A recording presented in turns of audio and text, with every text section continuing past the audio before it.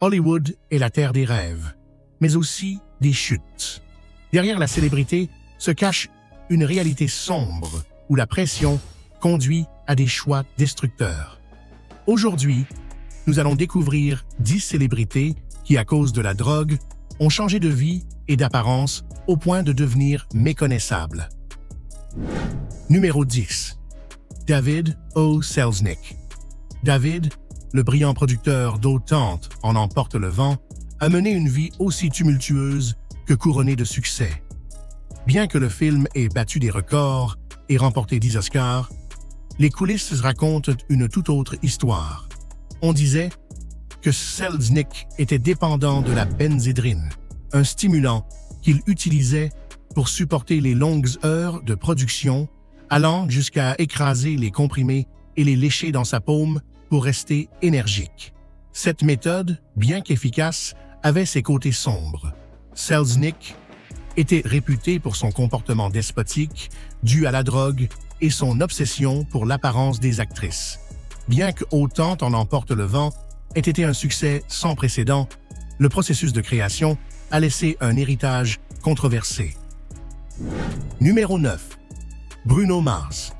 Bruno Mars, talentueux producteur, chanteur et compositeur, a conquis le public mondial avec des tubes accrocheurs comme Uptown Funk et des ballades émouvantes comme Just the Way You Are. Son succès extraordinaire l'a placé dans la liste de Forbes des 12 artistes les mieux payés au monde. Cependant, Mars a rencontré un obstacle en 2010.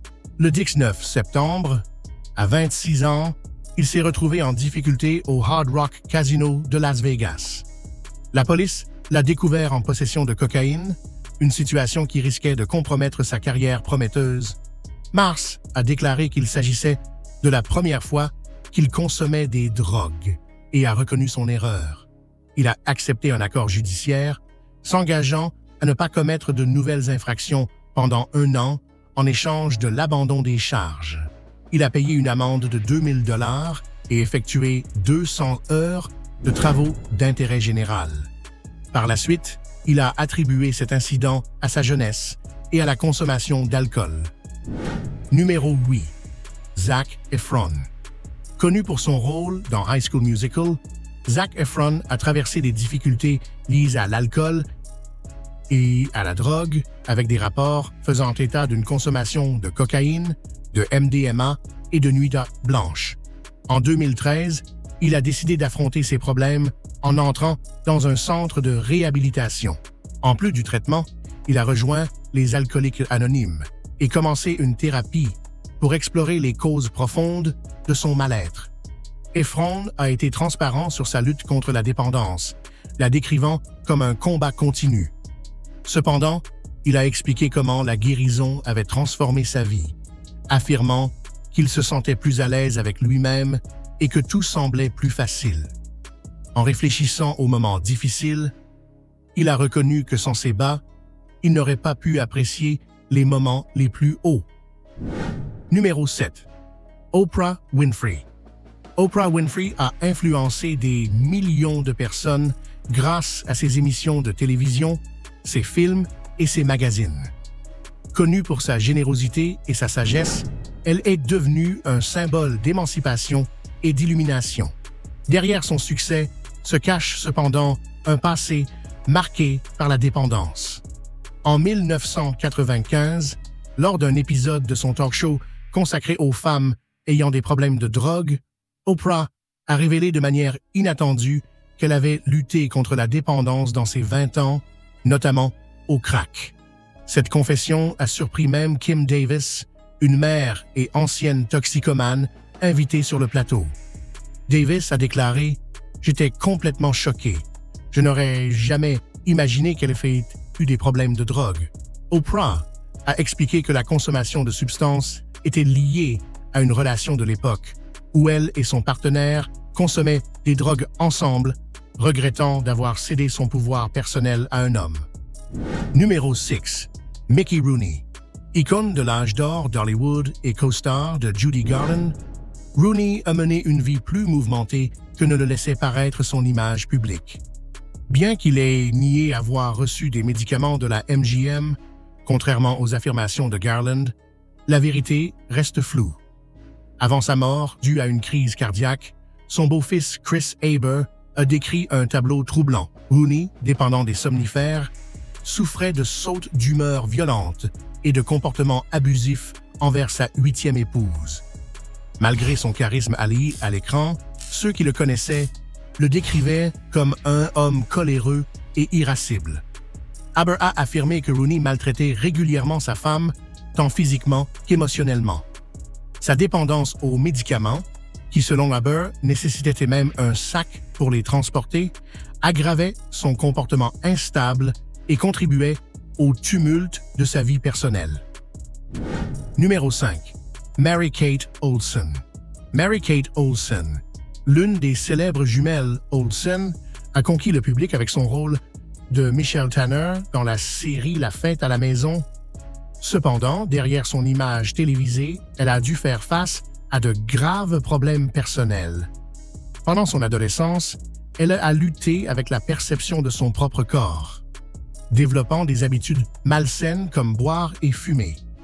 Ses comportements se sont intensifiés jusqu'à se transformer en anorexie sévère au lycée.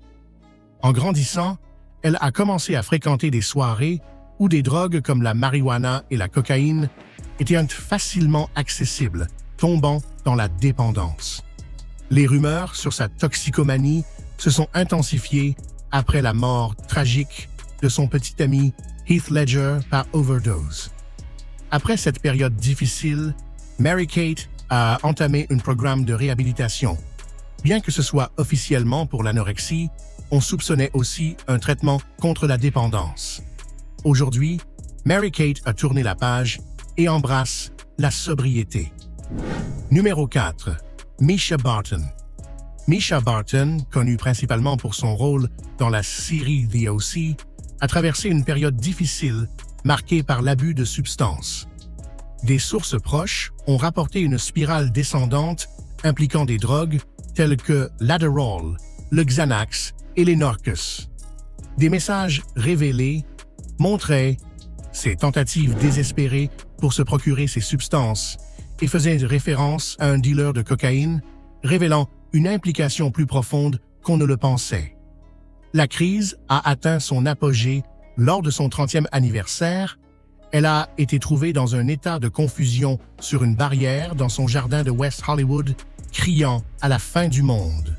Les voisins, inquiets, ont appelé les secours et elle a passé la nuit à l'hôpital.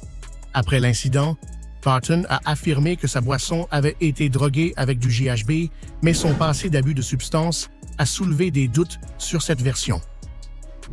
Numéro 3. Stephen King. Stephen King, le célèbre maître de l'horreur, a écrit certaines histoires les plus emblématiques du genre, comme ça, Shining, Misery et Carrie. Cependant, derrière son succès littéraire, se cachait une longue bataille contre la dépendance à l'alcool et aux drogues. Pendant des années, King a utilisé l'alcool pour alimenter sa créativité, buvant constamment pendant qu'il écrivait. Avec le temps, il est passé à des substances plus fortes, comme la cocaïne, pour affronter de longues sessions d'écriture. Sa dépendance était si grave qu'il devait boucher son nez pour éviter que le sang ne tache sa machine à écrire. Craignant que la sobriété n'entrave son inspiration, il s'est resté prisonnier de cette dépendance. Grâce à l'intervention de ses amis et de sa famille, King a entrepris un chemin de guérison, réussissant finalement à surmonter ses dépendances. Numéro 2. Jodie Sweetin. Jodie Sweetin, connue pour son rôle de Stephanie Tanner dans La Fête à la maison, a rencontré des difficultés après la fin de la série. Sa relation avec les substances a commencé à l'âge de 14 ans avec l'alcool et, au cours des 13 années suivantes, elle s'est étendue à l'ecstasy, aux méthamphétamines et au crack. En février 2009, Sweetin a raconté ses expériences dans son livre Unsweetened, révélant sa lutte contre la dépendance. Un épisode marquant fut un discours à l'université Marquette, donné après 2 jours d'abus de substances. Malgré tout, elle a atteint la sobriété en décembre 2008.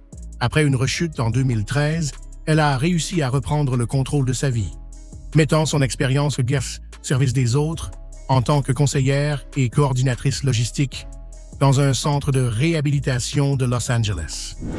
Numéro 1. Jeff Conaway. Connu pour son rôle de Kaneki dans Grease, Jeff Conaway a lutté toute sa vie contre la dépendance qui l'a conduit à une mort prématurée en 2011. En participant à la télé-réalité Celebrity Rehab avec le Dr. Drew, il a révélé son combat contre la cocaïne, l'alcool et les antidouleurs, malgré des tentatives de guérison depuis les années 1980. Conaway a continué à lutter. Une relation de codépendance avec une petite amie accro aux opiacés et une blessure séchée au dos pendant le tournage de Grease ont aggravé sa dépendance. Malgré des interventions et des efforts, il n'a jamais réussi à se libérer complètement des substances. En mai 2011, il a été retrouvé inconscient, probablement à cause d'une overdose de médicaments. La dépendance qu'il avait tenté de vaincre l'a finalement emporté, mettant fin tragiquement à sa carrière et à sa vie. Aujourd'hui, notre voyage touche également à sa fin, mais ce n'est pas le dernier. N'oubliez pas de laisser un j'aime, un commentaire et de vous abonner à la chaîne si vous avez aimé la vidéo. À la prochaine aventure!